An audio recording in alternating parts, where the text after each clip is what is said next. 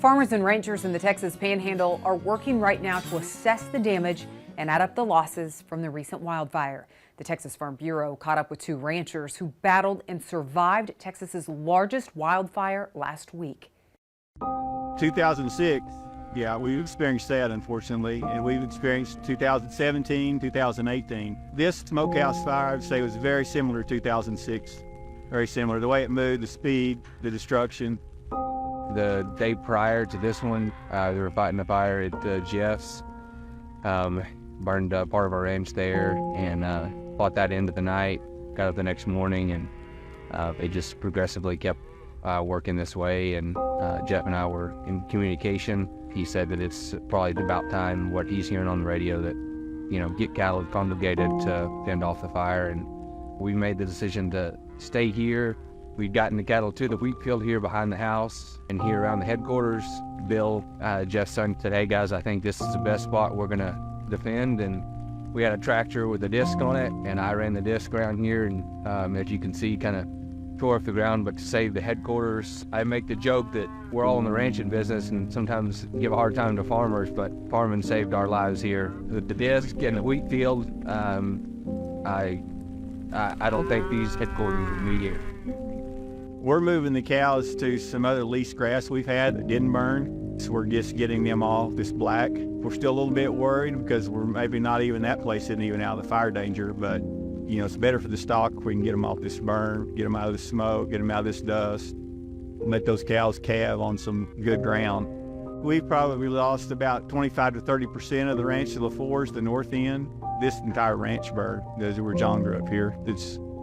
All the grass is burned here. Yeah, 100%. We're 20 calves to my count right now short here, 5 to 10 grown stock. Bulls fared okay. One of our biggest losses here was our saddle horses. We have some here at the headquarters that we were able to get pulled together, but we have another pasture that we rest some saddle horses. I'm waiting on the vet to get out here to help me assess that, but that doesn't look very good. Wow, just so emotional. And again, thank you to Texas Farm Bureau. Well, in the most desperate times is when agriculture shines. And from the ashes rose hope as fellow farmers answered the call from those in need. Pictures and videos continue to pour in as deliveries of hay and hope make their way to the Texas Panhandle. One of those helping orchestrate those donations, Braden McInnes, who lives in Anderson County, Texas, which is East Texas. There was a lot of hay around, and I had several loads in inventory still. And anyway, so we knew we could make it happen. Had the trucks, had the driver.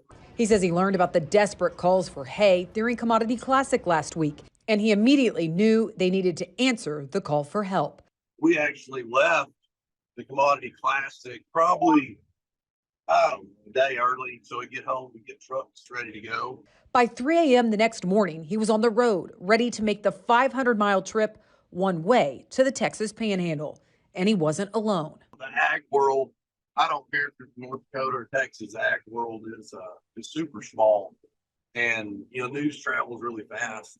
It didn't take long for all the local guys that were able to do something, actually started to do something. McInnes says farmers across their entire county, along with the Anderson County Farm Bureau, have rallied together to send a steady flow of hay to ranchers in need. I think we're probably somewhere around 8 or 9.